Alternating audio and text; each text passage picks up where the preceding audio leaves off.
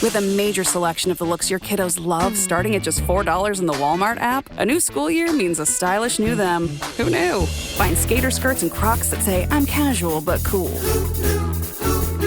Sparkly sneakers that say, it's my classroom, you're just learning in it.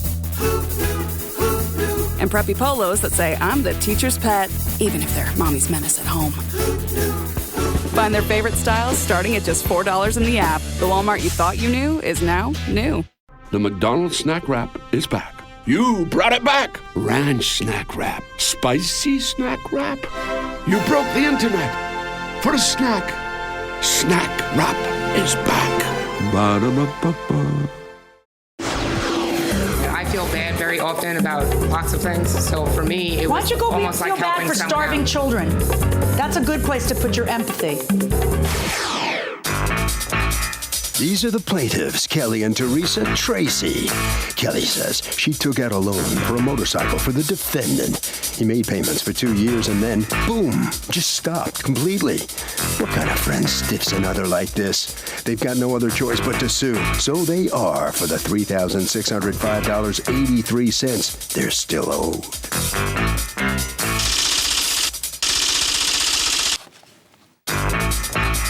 This is the defendant, Jared Driscoll. He says it was Kelly who insisted on buying a motorcycle for him. That's right. She said she needed to boost her credit rating because she wanted to buy a house. There was no saying no to her. It was like she was convincing him in an attempt to impress him or something. Bottom line, the plaintiff took the bike back and he owes nothing.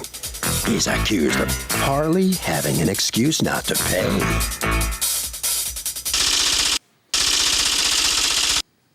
All parties, please raise your right hand. What you are about to witness is real. The participants are not actors. They are actual litigants with a case pending in civil court.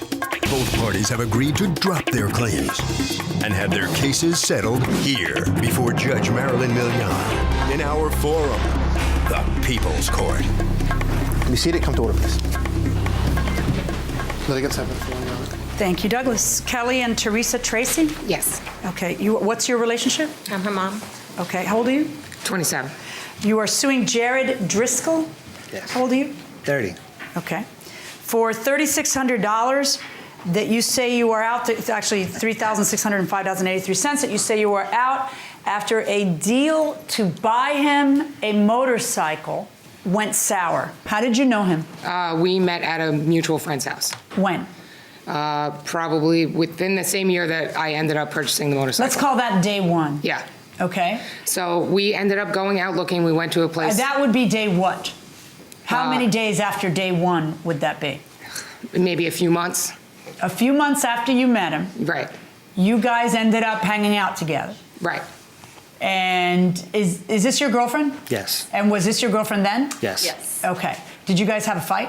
No, we were together for Hold on, 2 I'm not years. asking you and you're sitting down. Sorry. Did you guys have a fight? We had the particular day that me and her went out to, we were hanging out for looking at bikes. We had like a disagreement. Yeah, I don't make this stuff up. It's not like I was there to see this is what he put in his answer to the complaint. So go ahead. We ended up at a place called Crazy Freddy's in Massapequa, New York, and he didn't have good enough credit to purchase the motorcycle. Now, a normal person at this point would say, yeah. And that's it. Normally, yes. But what did you do? I told him that if he would agree to make all the payments for it, that I would take it out for him. Why? Why would you take a $15,000 loan out for a guy who you'd known 15 minutes? Honestly, I'm just easily to do things like that, unfortunately, and I felt terrible that he couldn't do it. What do you mean?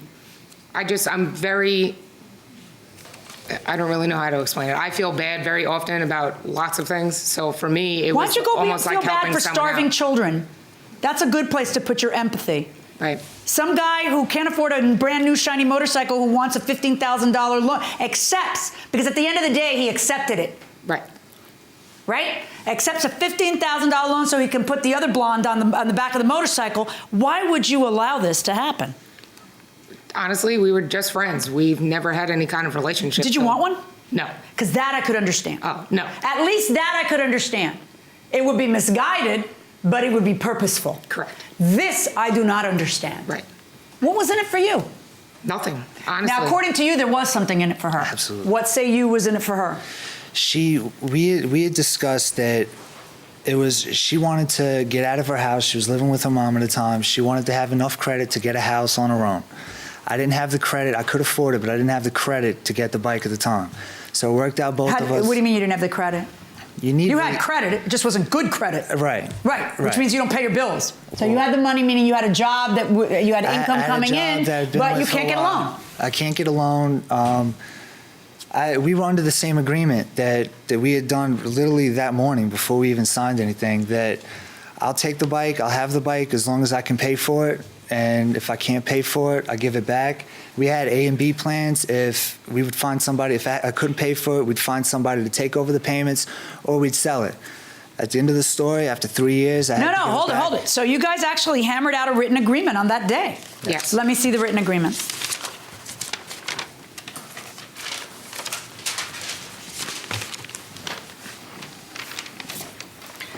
I, Kelly Tracy, have purchased an 09 R6 for Jared, this was in 09, Driscoll, under the agreement that he makes each monthly payment on time and in full. Under no circumstances will the bike be taken from his possession as long as each payment is made at the required time. This bike was purchased as a friendly act of kindness in full trust that he will follow this agreement. Now, let me ask you a question. I don't know what kind of fight you had with your girlfriend that day, but did you ever run all this by your girlfriend? Yeah, she went with me the next day to pick it up. Stand up, please. So, I'm trying to put myself in your shoes. I've got a boyfriend. We have a fight. He goes to look at motorcycles with, did you know her or no? I did not know her till the day the bike was purchased. And then how do I feel about a bike being purchased for him by another woman, titled in your name? Yes. Being driven by him, and now he's beholden to her? Well, I was definitely a little weary at first because I had never met her. But he said nothing would be signed unless I met her. So the day that the bike was purchased was the day I met her. I meet her, we hit it off, we got along, and it was all a friendly thing. So you said something a moment ago. We had an agreement that I would pay for the bike as long as I could, and when I couldn't, I didn't. What? Where's that in here? Well, when we were drawing that, I just made sure that it wasn't on there that I had to pay for it. I don't know what you're talking about. How is it not on here that you had to pay for it? How is that an agreement she would agree to? If it was not in my possession. Once it's in her possession. Says who? Everything you're saying is a clause, an escape clause. You're looking at me in the eye and telling me, Judge, I have an escape clause. Once it's not in my possession, I'm not responsible. I want to know if you know that that is not in here. So that's not that your debt stops once you can just toss a bike and forget your problems. Right. You know that's not in here, and that the opposite is in here, that you will make each monthly payment on time and in full. Each monthly payment includes all of the monthly payments. Each monthly payment, not as long as you can afford it. Right. Each monthly payment. So it is exactly the opposite of what you are maintaining was your verbal agreement. I've never been a part of a contract as long as it was not specifically written on there saying that I was entitled to it. What do you think would happen if you had gotten the loan directly from the place? If I'd have got it, yeah. Then if I couldn't pay for it, it was on me. It would have been repoed, and that was on me. I didn't want it. It would be repoed on what? Well, then that would have been my problem. Right, but it would be repoed on what? What would happen if it got repoed? Then I guess I would have had to go to court for it. And right, because let me tell you what you say in your answer to the complaint, which was a little goofy. You said if I had gotten a loan, it would just be repossessed, and that would be that.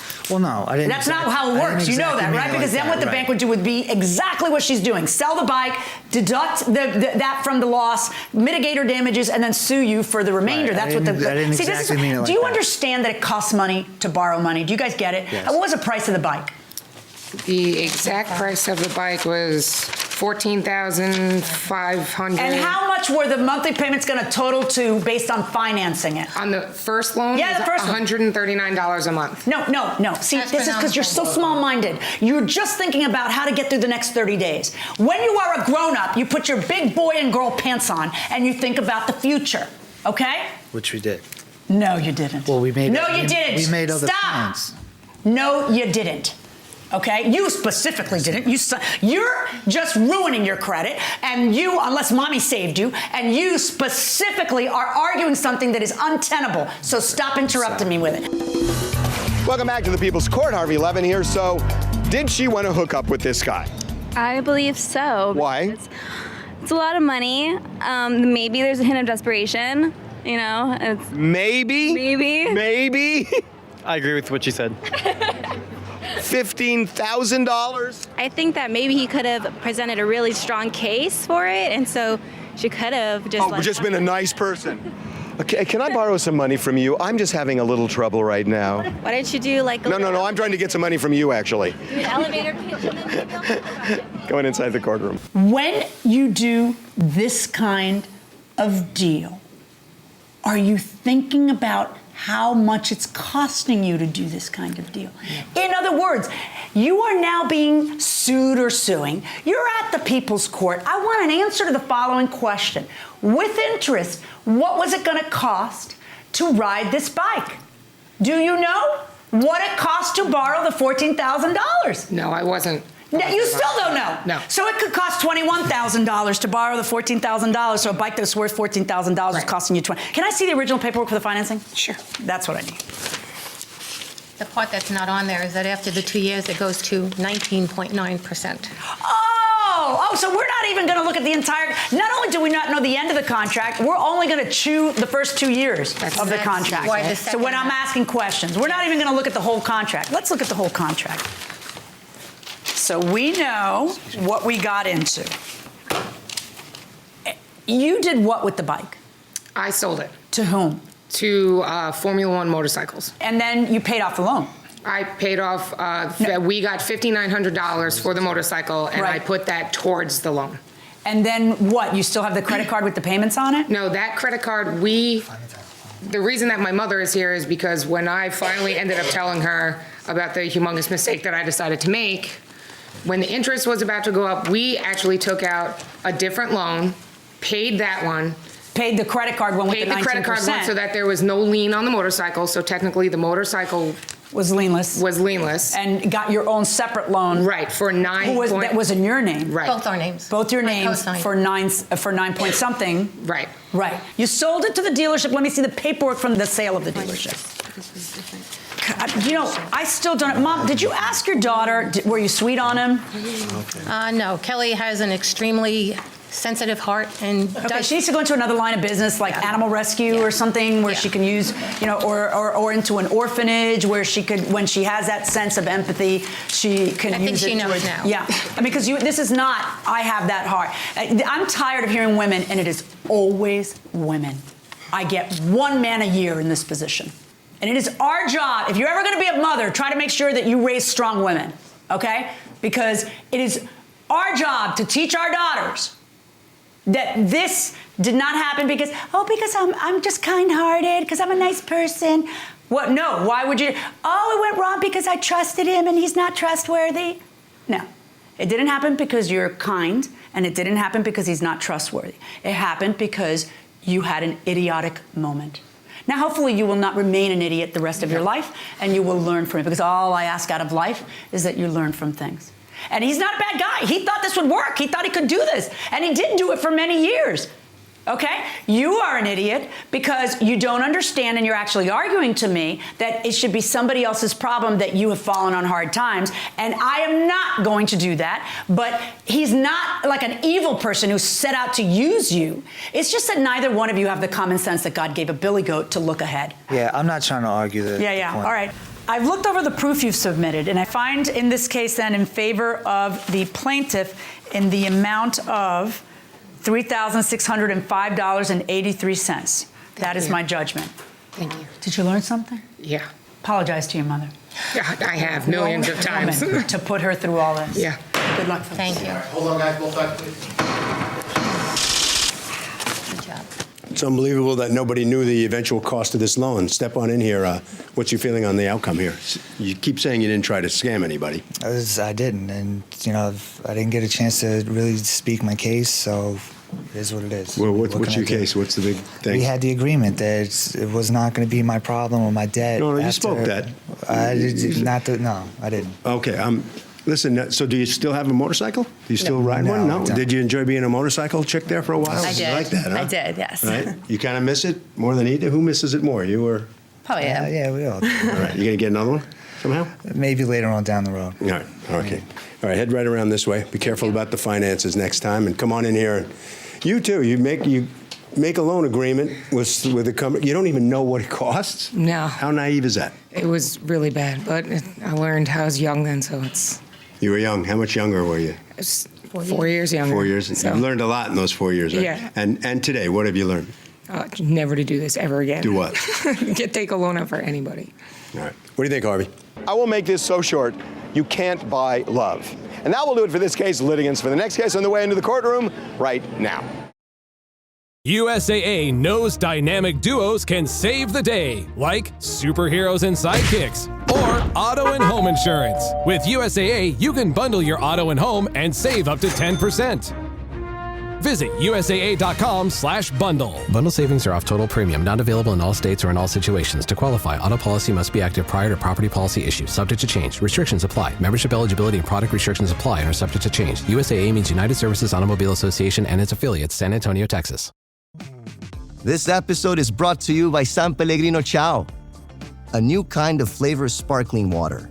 The kind made with real fruit juice, a pinch of Sicilian salt, and the sparkle of the Italian sun. With no added sugar and just 10 or less calories per can, enjoy. With love, from Italy. By San Pellegrino Ciao now. This is the plaintiff, Michael Lavasani. He says he thought he bought some old vintage wood flooring from the defendant, but when he got home and unwrapped the crates, he was horrified. The firewood stacked at the back of his house looked better, and it wasn't the wood the defendant showed him a sample of. The guy did a big switcheroo on him, so he filed this big lawsuit against him and is suing for $2,340, the money he paid the crook.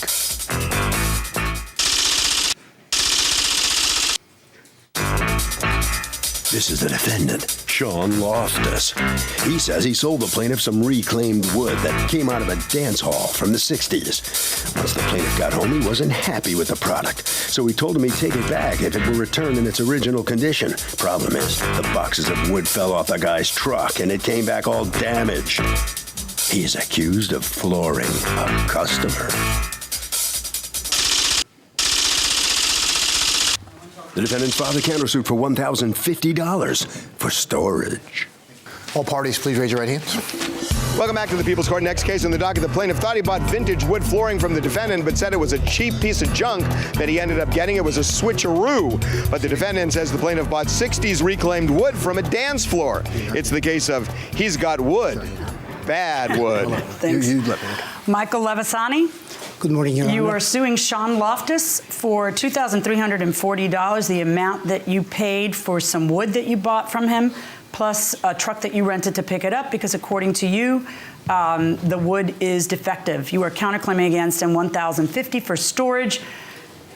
For the wood, you've had the wood in your possession, storing it? No, the storage is for the Suburban. For a vehicle, which you apparently, out one day buying wood, you also bought a vehicle from him. Okay, let's start from the beginning and figure this out. What happened? I contacted the defendant for his wood flooring that he had for sale on Craigslist. Exhibit A, bailiff. My friend and I met him at his place of business, Bar Twain Company. And defendant showed us a couple of samples that looked very beautiful, very good.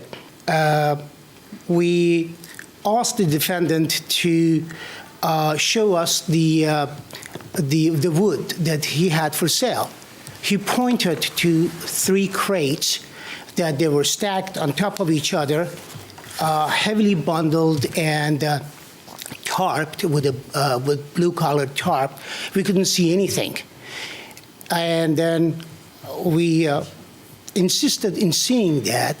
He said, look, what I'm showing you, the samples, are the worst of the lot, and you will be very happy with what I'm selling you. Did you prevent him from inspecting it? No. Did you just, I mean, I know that it's a big pain if they're all wrapped up and in their things. Did you tell him that this is representative because you knew your merchandise? Yeah, I had what I had done was stacked and palletized and shrink wrapped the pallet. I had 3 pallets of wood, and I did that so that I could move them around with a forklift on the pallets. And they actually never asked to see that. I showed them. One of the pallets was stacked, kind of basket weaved together, 3x4, so you could see that wood on the edges and the top.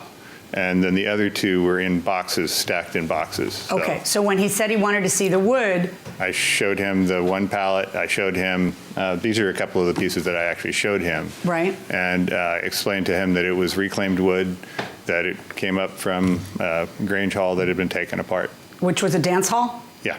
Okay. Yeah. And then did he ask to inspect it further? No. Did you tell him the rest of it looks like this? I said, this is the worst of the Right, wood that you've that phrase. Okay, Right. and can I see it? Yes, ma'am. All right, and so you decide that you're going to buy it, and anything else he's selling that day. What else was he selling that day? Well, since he owns a towing company, and my friend was interested in purchasing a truck, we agreed to buy an older truck from him at $540. So I paid him. He would not accept check.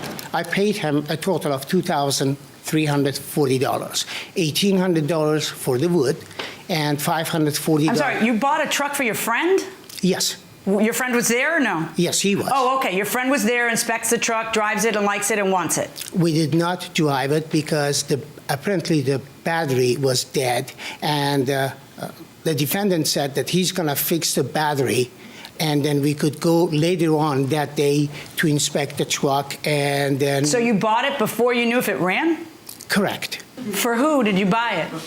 For my friend here. Come on up, friend. Is this the wood he showed you as a sample? Take it over there.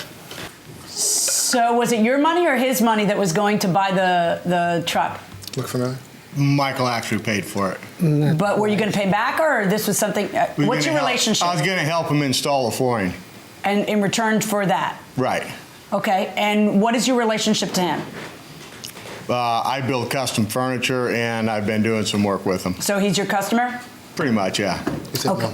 This is not the wood he showed you? No, Your Honor. No, the wood he showed you was nicer looking than this. Yeah. Absolutely. Yeah, let me see that. While What's you're that? on the subject. What this is that? Right off of the trailer, out of the boxes. So what happens? You buy it, and then you drive off, and what happens? The way you see what we got, it was not part of that it was damaged. You see what we got. Right, but you're talking to the wrong person, because I look at this and I think this is beautiful. So you don't. So I need to see what you saw that you are saying is not like this. Okay. I look at this and I see 60 years of people's love affairs and dancing on this, so this is like a market, I might love this. One man's trash is another man's treasure. So this is hard unless you're able to show me what was misrepresented. In other words, did you take a picture of what he represented it was exactly like? Because if you didn't, and then he comes here with this is actually nicer than this.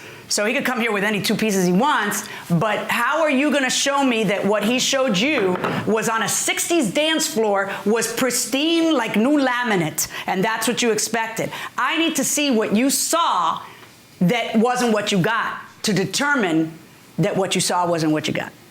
How am I going to do that? So how do you protect yourself from a switcheroo? I think that you should be really involved in it and kind of maybe oversee everything from the point of delivery, from when they get it from the place. Yeah, but what do you do physically? What do you do? Well, first of all, you make sure that it's what you want before they place it on your floors. But how do you know that you're going to get the same thing? What would you physically do? Get a sample. Ow! I'm going to stop right there. That's the answer. That's what you do, going inside the courtroom. This is looking, you don't think that looks like what's in the picture?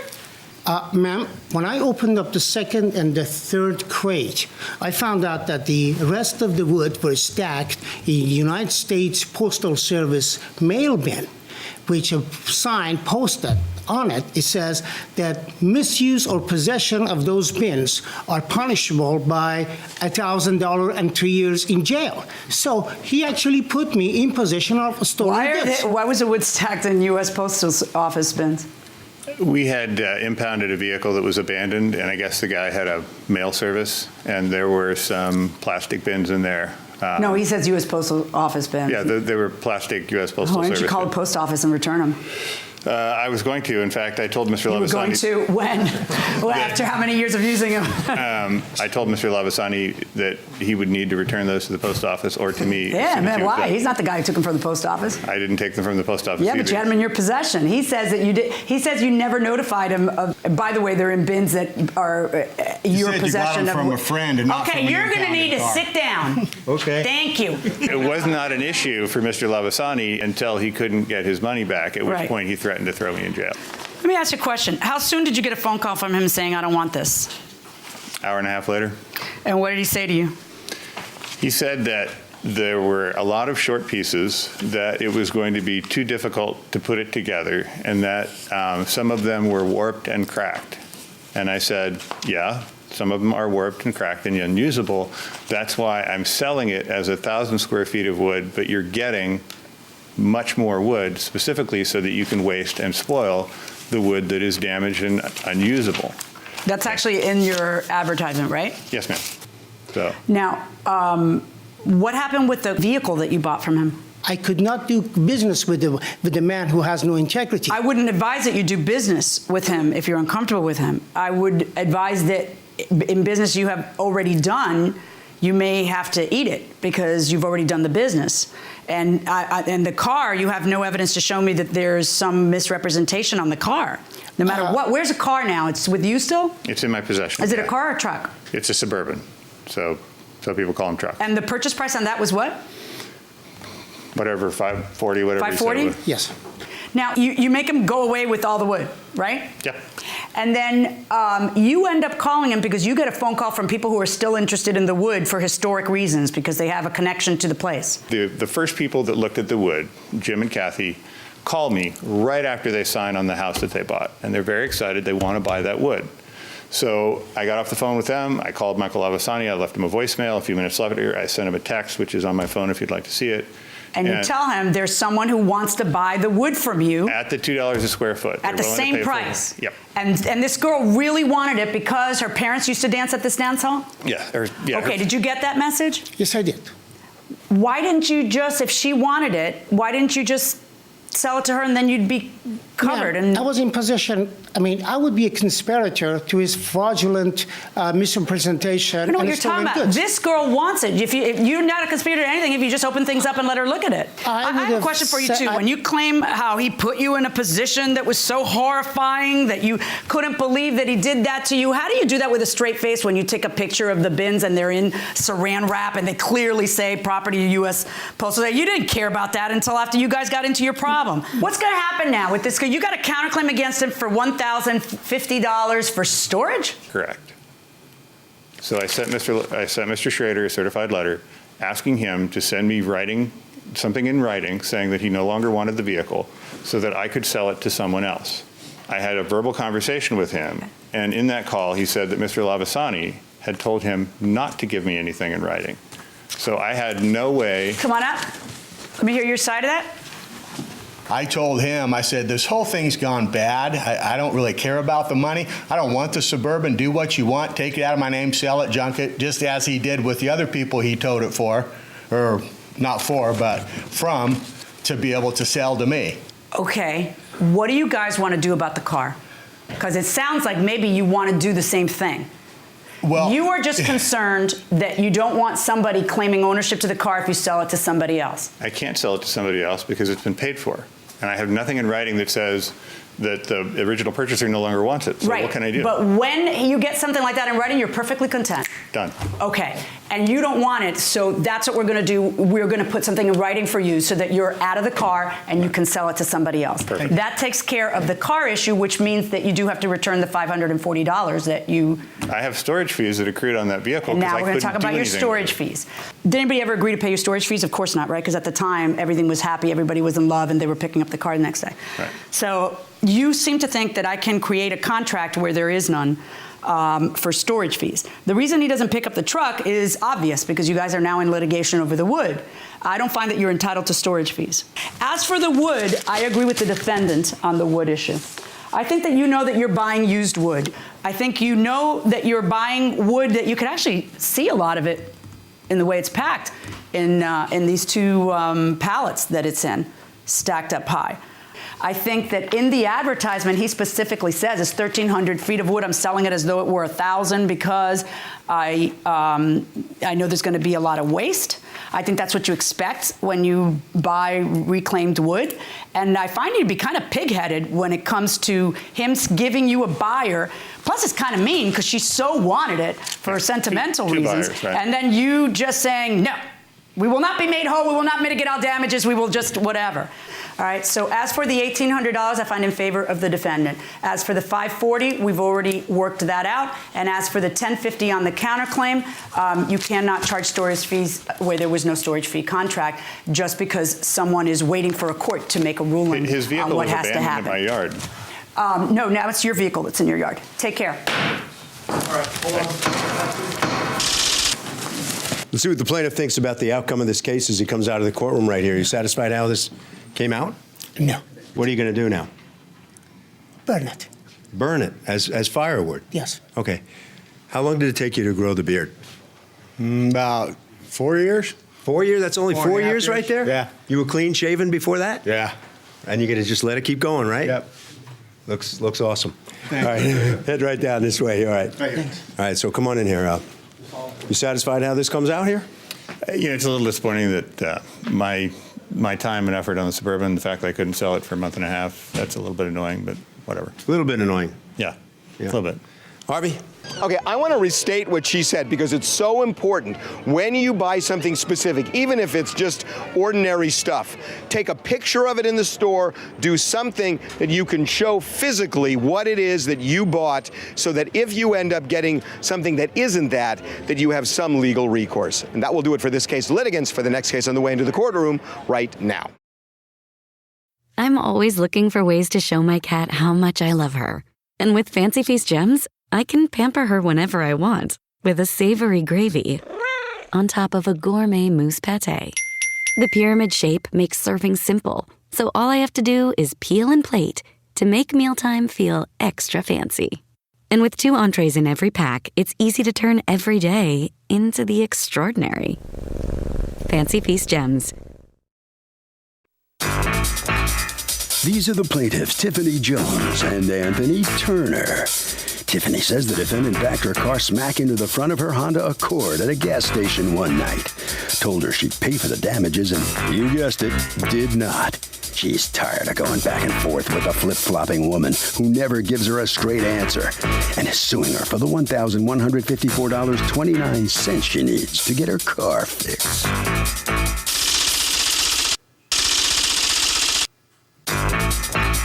This is the defendant, Ashley McGrother.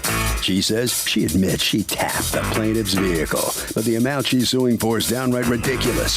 That's right, the girl's tacking on all sorts of things looking for a big payday. It's really terrible what some people will resort to when they think they can make extra money by capitalizing on an unfortunate situation. She's accused of gassing up a woman.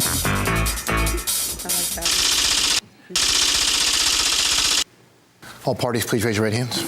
Welcome back to the People's Court. Next case on the docket, the plaintiff says the defendant backed her car into her Honda Accord, but the defendant says it was a tap, so this is ridiculous. It's the case of my Accord is now an accordion. Douglas, Tiffany Jones and Anthony Turner, you are suing Ashley McGrother for $1,154.29 in damages to your car that you say she did. Tell me what happened. Well, I believe on March 27th, I was in Columbus, Ohio, that's where I live. I was pulling up to the gas station at Sunoco. Well, at the gas pump, there's 2 pumps, just like every gas pump. I pull up into one. I'm getting my gas. I come back out. I'm pumping my gas.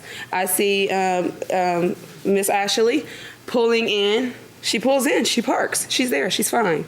Then she starts up her car, backs up. I'm like, wait. And she was like, she hit my car, but she stopped pretty good though. She didn't make the hood go all the way to the windshield. But so she was like, she apologized. She said, I'm sorry. I was cool about it. I wasn't mad because I knew there was nothing I could do at the time. Why get all irate when at that moment, 12 o'clock at night, there's nothing I could do. 12 o'clock or 10 o'clock? 12 o'clock. Okay. In the morning. Right. Yeah, in the morning. She looked all dressed up. She was with a couple friends. You know, I assume either she was on her way to the club or coming from it. You know, I was in my pajamas, ready to go home. You're in pajamas pumping gas? Yeah, pajamas pumping gas in the car. Who's the man next to you? This is my boyfriend, fiance. Okay, you got to show her a better time. All right? Thank you, Your Honor. Okay, if she's in her pajamas pumping gas at midnight, you are not doing your job. Hey, all right. Don't you see all this? That's what she do sometimes. Go ahead. Yeah. What happened? You hit her car? I did hit her car. I'd like to correct her first statement. I was already at the gas station. My brother was inside paying for my gas when she pulled up behind me. She was not there when I pulled in. And so I pumped my gas. I got back in my vehicle and I was getting ready to pull away. Why are you backing up? Well, because I was getting ready to turn right and the exit is kind of behind me. Okay. So I was going to back up a little bit so I had sufficient room to turn you didn't right. look behind you. I did, but because my car sits much higher than hers, she was in didn't my see it. blind spot. Well, and the whole car is right behind. You mean below you? Like she's in some blind spot, like below well, you? she was very close I think to you me. didn't look. Yeah, okay. I mean, Were you coming from the club or going to the club? I didn't see her. I was not going to the club. I was going to a line dancing competition. A line dancing competition. Yeah, so it's not like I was going to the club. That's all right. You can go to a club. Yeah, There's nothing wrong with that. So I did bump into her car, and I got out and I apologized. I gave her my information. Okay, so why didn't you pay for the damages? Do you think they're milking it? So can a bumper cost $1,100 to fix? Of course. The fender could be broken, the lights could be broken. Even if it's a tap? Oh, it's certainly possible. It's very possible that that kind of auto body damage could cost that much to fix. Interesting. Okay, going inside the courtroom. What happened, I called my insurance company. They informed me that they would not pay for it because it happened on private property. Really? Yeah, and so I went ahead. What insurance do you have? Safe Auto. But they will not pay for damages if they happen on private property.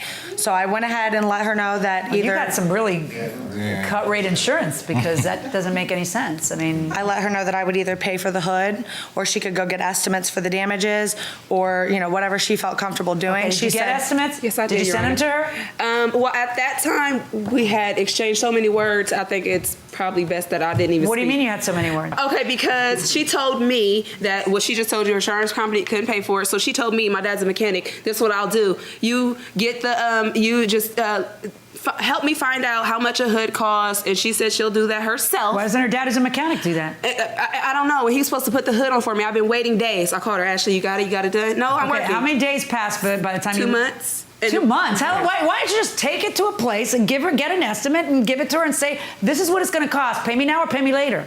Well, I guess, okay, let me rephrase. Do you have estimates? Yes, I do. Do you have more than one? No. Why don't you have more than one? Let me this see is the my first estimate. time Let me see doing- the estimate and let me see the damages. Okay. This is the estimate. And if the lady's willing to work with you and spends 2 months being patient, how is it that you, in your words, in the answer to the complaint, she wouldn't be patient? She wouldn't. I guess I was taking too long for her taste. I mean, come on. I have text messages as of April 13th, which was about 2 weeks after it happened. Again, I work 40 hours a week. I'm a full-time student. Then don't hit people. I mean, this is something you got to pay attention to. But I was trying to find a hood and everything that I found. What kind of hoopty alley mechanic garbage is that? If your car, no, do you drive? I asked her if she so did not what want kind me of to car do replace you her have? hood. What kind of car do you have? I have a Jeep Grand Cherokee. What year? It's a 2003. Okay, and if you got damaged and you had to pay for it and you want to go through the internet and finding a hood and somewhere else and trying to, that's great. But when you hit somebody, you don't have those. I let her know that if I'm that was, talking. Sorry. Did I breathe and give you the impression I was done? Sorry. You don't get the prerogative to make her fix it in this piecemeal way where you try to save yourself money. No, ma'am. I asked her if she was Where's okay the with damage? that or she could get the estimates and I would be happy to pay for the damages. It's too dense. It was small, just too dense. No, but come over here and show them to me. Yes, Your Honor. These two dents. That and right that? Here, yes, and it made the lock push in, so it's not aligned. Yeah. All right, so basically the hood ain't the same no more because it won't latch. listen, you want to talk, you show that girl a better time. I like you. Okay? Don't be coming in here like putting in your 2 cents. Like, okay. You Go know, he's ahead, a I'm good sorry. guy. The hood what?